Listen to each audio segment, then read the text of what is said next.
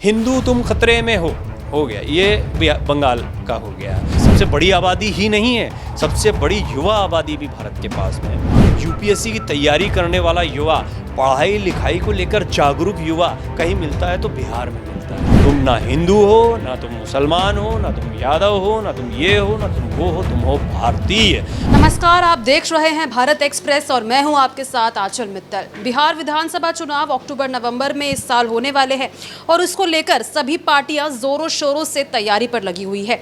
हर एक पार्टी के अपने अपने मुद्दे हैं, फिर चाहे वो आरजेडी का हो जिसका मुद्दा ज़्यादातर पीडीए रहता है, इसके अलावा बीजेपी का मुद्दा हिंदू पोलराइजेशन रहता है। लेकिन इस बार जो लहर है, पहलगाम हमले के बाद, ऑपरेशन सिंदूर के बाद, वो जाति और धर्म के मुद्दे से हटकर देशभक्ति की लहर नजर आ रही है। अब वो कैसे और बिहार चुनाव में वो कैसे देखने को मिलेगी, इसी चीज़ को हम समझेंगे। इस वक्त मेरे साथ भारत एक्सप्रेस के सलाहकार संपादक डॉक्टर प्रवीण तिवारी सर मौजूद हैं, इनसे ये चीज़ समझेंगे। तो सर, आपको क्या लगता है इसको लेकर? देखिए, बिहार की राजनीति मतलब अभी तक की जो सोच थी वो थी जाति की राजनीति, है ना। सिर्फ ऐसे नहीं कि बिहार की, उत्तर प्रदेश की सियासत भी बहुत हद तक थी। बहुत बदलाव आया है, बहुत बदलाव आया है राजनीतिक समीकरणों में। आज देश में राजनीति करते वक्त हम देखते हैं उसकी बहुत बड़ी वजह क्या है कि जैसे आप सुनती होंगी कि दुनिया में भारत सबसे युवा देश है। भारत की आबादी जो है 35 साल से कम, वो सबसे बड़ी आबादी दुनिया में, सबसे बड़ी युवा आबादी भारत के पास है। सबसे बड़ी आबादी ही नहीं है, सबसे बड़ी युवा आबादी भी भारत के पास में है। अब पूरी दुनिया इससे थ्रेटन्ड या डरी हुई रहती है। चीन है, बूढ़ा हो गया, कई पॉलिसीज से बहुत नुकसान हुआ है। जापान है, बहुत अच्छी इकोनॉमी रहा, भी पिछड़ रहा है, बूढ़ा हो गया है। ये लगभग दुनिया के हर देश का हाल है। भारत की जनसंख्या चुनौती तो रही है, आज भी चुनौती है। बहुत ज़्यादा बड़ी तादाद में लोग हों, उनको स्किल्ड नहीं किया है, उनको काम पर नहीं लगाया, तो वही जो ताकत है वही परेशानी बन जाती है। लेकिन बहुत बदलाव आया है जब भारत में कई सारी चीज़ें चल रही हैं। ये ऐसी ताकत है युवाओं की कि अगर इसको चैनलाइज कर दिया गया, इसको सही दिशा दे दी गई। जैसे उदाहरण मैं देता हूँ, मैं काफ़ी लंबा समय काम करता रहा startup India, make in India, government e market place, jam, इनके साथ में जुड़कर मैं इनोवेटर्स के लिए या जो स्टार्टअप्स थे उनके लिए उनको समझता भी रहा, उन पर किताब भी लिखी, बहुत मैंने कई इंटरव्यूज़ वगैरह भी किए। उस दौरान मुझे समझ में आया कि है तो सही प्रयास अच्छा, लेकिन सीमित दायरे तक है और लोग अभी इसको ठीक से समझ नहीं पा रहे हैं।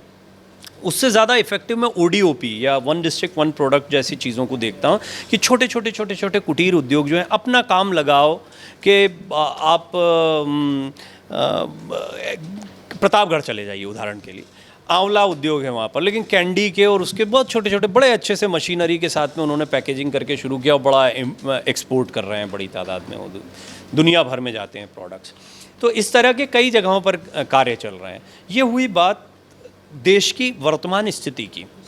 सियासत का तौर तरीका ऐसे नहीं बदलता, फेज आउट होता है देखते हुए, ट्राइड एंड टेस्टेड, यानी देखा जाता है क्या चल रहा है भाई। जाति, इनको बोल दो कि ये दलितों के साथ न्याय नहीं हो रहा, पिछड़ों के साथ न्याय नहीं हो रहा, ये सब खड़े हो जाएंगे। देखो आप काशीराम जी और मायावती जी, मायावती कितनी बड़ी ताकत बन गई, अभी कहाँ है? अभी वो ताकत नहीं है जो थी उनकी। आना चाहिए राजनीति में, अगर उन्होंने तौर तरीके बदले होते। कुछ लोगों ने फिर देखा कि यार इसमें फॉलोअर अच्छे मिल जाते हैं, तो चंद्रशेखर वगैरह जैसे बहुत सारे चेहरे आए, उन्होंने अपनी सियासत शुरू कर दी। ग्रामीण क्षेत्र जहाँ पर अभी शिक्षा का अभाव है, वहाँ पर इन चीज़ों का अभी भी इम्पैक्ट होता है। तो इन लोगों का आप फोकस और इन लोगों का जो प्रभावित करने वाला क्षेत्र है वोटों के लिहाज से, वो ऐसा दिखाई देता है। बिहार की सियासत पर आते हैं। बिहार की सियासत में भी ऐसे क्षेत्रों में जहाँ पर अभी तक बहुत ही पुरानी सोच से लोग चले आ रहे हैं, वहाँ तो इसका इम्पैक्ट रहेगा।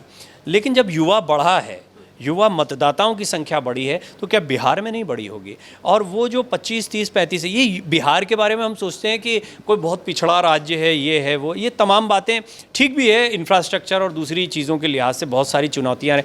लेकिन सबसे पढ़ा लिखा युवा, यूपीएससी की तैयारी करने वाला युवा, पढ़ाई लिखाई को लेकर जागरूक युवा कहीं मिलता है तो बिहार में मिलता है, इसमें कोई दो राय नहीं है।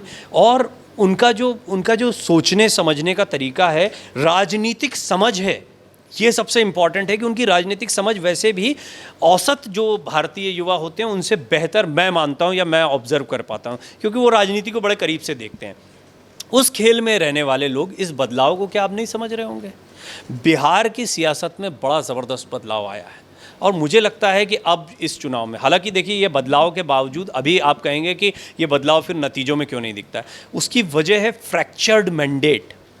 यानी अभी भी पूरे देश में आप देखें राजनीति कोई दो दलों के बीच में, कांग्रेस और बीजेपी के बीच में मुख्य रूप से चलती थी, फिर यूपीए और एनडीए के बीच की राजनीति का एक फेज़ आ गया। अब बीजेपी बनाम जो इंडिया अलायंस है या इंडिया ब्लॉक है उसकी राजनीति शुरू हो गई है।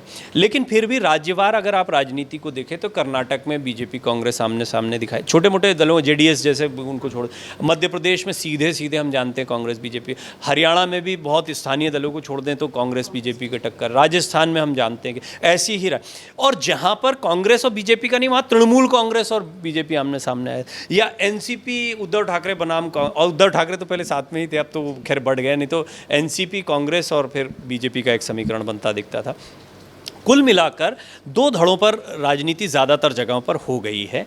फिर भी गठबंधन की सियासत, जैसे केरल में आप यूडीएफ को देखते हैं, और भी मैं ऐसे बहुत सारे उदाहरण, लेकिन बिहार पर बिहार में आज भी राजनीति जो है ना वो अलग क्षेत्रवार है।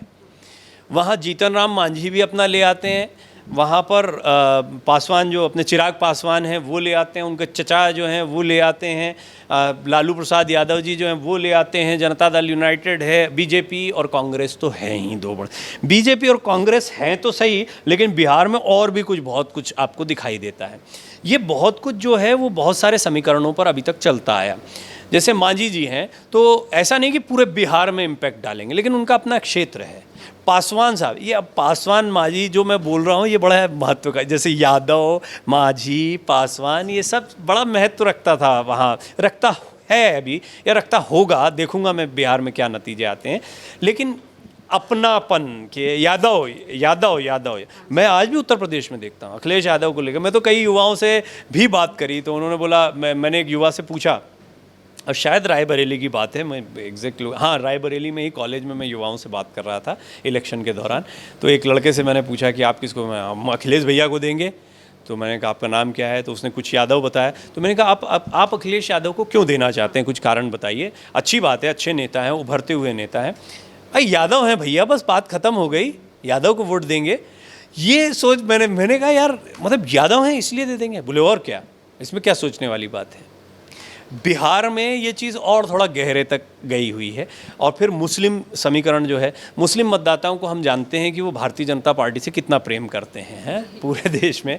वक्फ का जो माहौल बना वो भी आपने पहले, वक्फ का जो आया ये मामला, इससे पहले ही आपने देखा था कि कर्नाटक में वो जो टेंडर देने में मुस्लिम आरक्षण की जब बात हुई थी तो वो विवादों का विषय बन गया था। वो था कर्नाटक का मसला, लेकिन मैसेज जा रहा था बिहार में, ये भी एक समीकरण था। और वहाँ फिर असदुद्दीन ओवैसी भी हैं, अभी जाएंगे सीमांचल, वो उतारते हैं, कुछ सीटें भी निकाल कर लाते हैं। अब वो उनका क्या रुख होता है, वो किसी के साथ नहीं जाते हैं, वो अपनी राजनीति करते हैं। अब वो वोट काटेंगे। शिवदीप लांडे एक हैं, पुलिस अधिकारी रहे हैं, लेकिन सीमांचल के इलाके में वो हो सकता है अपनी पार्टी उतारें, नहीं उतारें, कुछ कैंडिडेट उतारें, कुछ के लिए कैंपेन करें, लेकिन कुछ सीटें अगर वो कुछ वोटों को सीटों को प्रभावित करने का मतलब है 2-2,500-3,000 जो सीटों का मार्जिन है ना, वो भी कोई इधर उधर बढ़ जाता है। एक अकेला कोई ले आता है, 2-3 ले आते हैं और अपनी पार्टी को भी खड़ा करते हैं, कुछ वोटिंग परसेंटेज लाते हैं, तो वो बड़ा फर्क कर देता है चुनाव में। तो ये एक समीकरण रहेगा। लेकिन जाति और धर्म, ये दो समीकरण अभी तक बिहार में बहुत जमकर चलते आए हैं, जिनको मैंने थोड़ा डिटेल में अभी अपनी बात में समझा दिया। मुझे ऐसा लगता है कि इस बार जाति और धर्म का कितना खाओगे बासी, कितनी बार एक ही कड़ी में उबाल लगाओगे और उसको ही खाते रहोगे। बिहार भी समझ गया, वहाँ भी युवा है। अब उसमें एक तो मैं दर्शकों से कहूँगा कि हमने महिलाओं के ऊपर एक अलग से वीडियो बनाया कि महिला मतदाता जो है सेगमेंटाइज कर लीजिए, तो पुरुष और महिला ये दो सेगमेंट तो पक्के हैं, दो जातियाँ, दो धर्म, दो भेद, दो ऐसी सोच कि आप बिल्कुल अलग अलग, इन दोनों के मुद्दे अलग हैं, महिलाओं के मुद्दे अलग, ये तो अलग हो गया, वो डिटेल में हमने उसमें बात की है। लेकिन एक और बहुत बड़ा जो चीज़ होती है वो हमेशा देश में मतदाताओं को एकजुट करती है, वो होता है देशभक्ति। मुसलमान हो, यादव हो, हिंदू हो, पंडित हो, ठाकुर हो, पासवान हो, मांझी हो, जो भी हो, तुम हो कौन? बोले हम भारतीय हैं। तो जब भारतीयता का या राष्ट्रभक्ति का एहसास किसी को करा दिया जाता है ना, तो वो फिर सब एक हो जाते हैं कि हाँ हम भारतीय हैं, हम पहले देश की सोचेंगे। तो आपने देखा होगा कि विकास की बात क्यों नहीं करते, विकास के मुद्दे क्यों नहीं, विकास के मुद्दे लाओ। अब विकास के मुद्दों की बात तो होती रहती है, लेकिन विकास के मुद्दे पर हो तो सही। राष्ट्रभक्ति या ख़ास तौर पर ऑपरेशन सिंदूर और पाकिस्तान के ख़िलाफ़ जो हमने कार्रवाई की, सफल कार्रवाई की है, पूरी दुनिया में भारत ने अपना एक मजबूत स्टैंड रखा है। विपक्ष ने उसके कुछ काउंटर्स निकाले हैं, आपने सीज़ फायर क्यों कर दिया, आपने ट्रंप की बात क्यों सुनी है, हमारा कितना नुकसान हुआ वो बोलो, वो उनको पहले क्यों बता दिया था। ये 4-6 सवाल हैं, वो मैं लिख के बता देता हूँ। उस पर बीजेपी के काउंटर्स भी आ चुके हैं, हमने नहीं बताया, गलत बयानी तोड़ मरोड़ कर पेश किया जा रहा है। नुकसान और ये जो इसकी फालतू की बातें की जाती हैं, ये सैन्य मसला होता है, सेना ने पहले ही स्पष्ट कर दिया, इस तरह की बातों को सामने नहीं रखा जाता है। अंतर्राष्ट्रीय मंच पर जा रहे हैं, आपके बयानों को पाकिस्तान चला रहा है, ये बड़ी गलत बात है। और दूसरा ये है कि ऑपरेशन सिंदूर में हमने पाकिस्तान को बड़ा नुकसान पहुंचाया, चोट। ये बीजेपी के वर्जन, ये हो गई बात खत्म। लेकिन यही 4 बातें 5 बातें जो मैंने अभी फटाफट आपको बोल दी 1 मिनट से भी कम के समय में, इसको लेकर अभी पूरा 6 महीने या जब भी अक्टूबर तक चुनाव होना, 3-4 महीने खूब बात होती रहनी, यही होता रहना, यही होता रहना। इसका असर मैं देख रहा हूं कि ना कोई यादव मुस्लिम की बात कर रहा है। आपने देखा कभी मंदिर का मुद्दा, कभी वक्फ का मुद्दा, ये वक्फ चल ही रहा था ना, अभी क्या मुद्दा है, ऑपरेशन सिंदूर मुद्दा है। ये है राष्ट्रभक्ति वाला मुद्दा। दोनों ही पहलू हैं।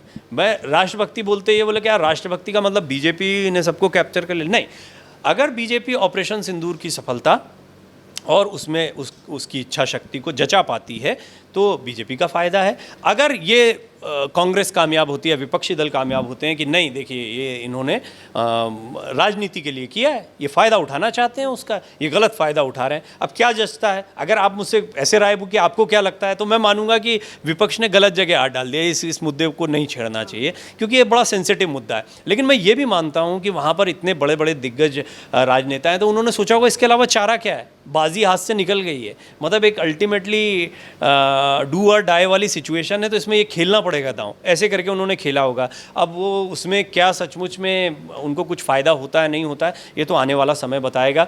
लेकिन मेरा ऐसा मानना है कि इस बार जाति धर्म के समीकरण से ऊपर राष्ट्रभक्ति की भावना से ओतप्रोत बिहार का चुनाव होने वाला है। बहुत मुमकिन है ये ट्रैक्शन आगे तक बरकरार रहता है तो बंगाल में भी ऐसा कुछ मुद्दा हो, लेकिन फिलहाल जाति धर्म ये 2 चीज़ें बैक चली। आप खुद ही देख लीजिए कि ये बैक चली गई हैं, क्योंकि चर्चा में बैक चली गई हैं, मुद्दों में बैक चली गई हैं। ऑपरेशन सिंदूर उभार पर है तो लोगों में अभी सिर्फ जचाया जा रहा है देशभक्ति। तुम ना हिंदू हो, ना तुम मुसलमान हो, ना तुम यादव हो, ना तुम ये हो, ना तुम वो हो, तुम हो भारतीय। और भारत की सैन्य शक्ति ने पाकिस्तान को देखो कैसी करारी मात दी है। सर मैं ये भी जानना चाहूँगी, क्योंकि अभी ऑपरेशन सिंदूर हाल ही में हुआ है, तो बिहार चुनाव तक तो ये मुद्दा रह सकता है, लेकिन उसके बाद बाकी राज्यों के चुनाव होंगे, तो क्या लगता है वापस से ये जाति धर्म पर चला जाएगा या फिर यही देशभक्ति का मुद्दा रहने वाला है आगे चलकर भी? ऑलरेडी मुझे लगता है कि जैसे बंगाल का चुनाव बहुत बाद में अगले साल होने के बावजूद, हालांकि बहुत गैप नहीं होता, बहुत तेज़ी से समय निकल जाता है। मुझे याद है कि हम साल भर पहले कि बिहार में चुनाव होने वाले बात कर रहे थे, अब देखिए बिहार के चुनाव के मुहाने पर खड़े हुए, पता ही नहीं लगता समय।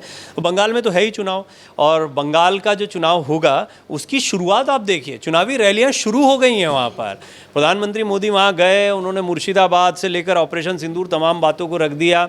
वहाँ सिंदूर खेला एक होता है, उस पर एक अच्छा हरिशंकर जी जो बता रहे थे हमारे सहयोगी, वो बड़ा अच्छा एक बात है कि सिंदूर, जैसे सिंदूर की बात हमने यहाँ पर की, वहाँ भी सिंदूर का एक बड़ा महत्व है।